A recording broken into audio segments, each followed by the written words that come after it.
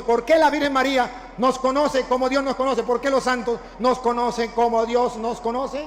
¿Por qué? Porque la Biblia lo dice. Y si la Biblia lo dice, entonces yo lo creo. Oigan, ¿por qué le pedimos a la Virgen María? ¿Por qué estamos seguros que ella nos escucha? A pesar de que los protestantes dicen que ya se murió, que no sabe lo que pasa y que no tiene el conocimiento para escuchar a todos los que le piden. Vamos a ver qué dice la Biblia. Primera de Juan 3, 2. Amados. Esa palabra me gusta. Otra vez. Amados. Amados. Ahora somos hijos de Dios. ¿No le dice nada a ustedes eso? A mí me alegra. Otra vez. Ahora somos hijos de Dios. A mí me hace feliz. Ahora somos hijos de... Siga. Y aún no se ha manifestado lo que hemos de ser. Todavía no sabemos lo que vamos a... Cuando nos llegue la... pelona. Respiren profundo. Pero vean cómo vamos a hacer. Pongan atención. Pero sabemos. Otra vez.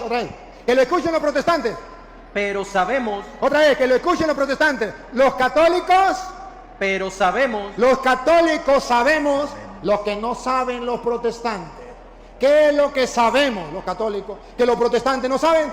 Atención, información de última hora, es palabra de Dios, óiganlo. Otra vez, pero sabemos que cuando Él se manifieste, que cuando Él se nos manifieste, cuando lleguemos a su presencia, prepárense, vean si pueden conocer como Dios nos conoce o no. Seremos semejantes a Él. Seremos semejantes a Él. Si somos semejantes a Él, conoceremos como Él nos conoce. Por eso nosotros decimos que la Virgen María nos conoce, nos escucha, porque seremos semejantes a Él. Porque le veremos tal como Él es.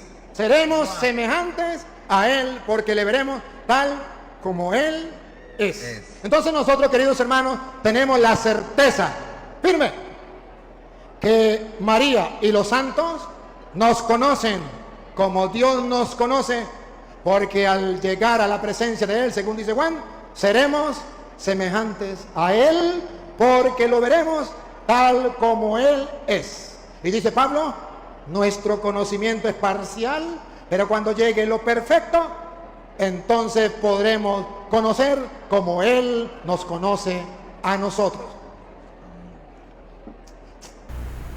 ¿Qué significa ser semejantes a Él? Claro, aquí tienes una defensa de la fe evangélica frente a la creencia de que los santos, incluyendo a María y a los apóstoles, son idénticos en naturaleza divina.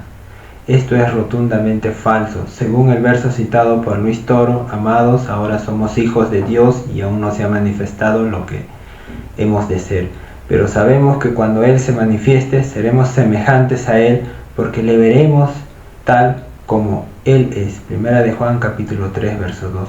Número 1. Estos versos, como Primera de Corintios capítulo 15 verso 51, nos enseñan sobre la transformación de los creyentes en cuerpos glorificados similares al de Jesucristo, pero no en su naturaleza divina. La promesa es que seremos semejantes a Jesús en su gloria, pero no en su deidad.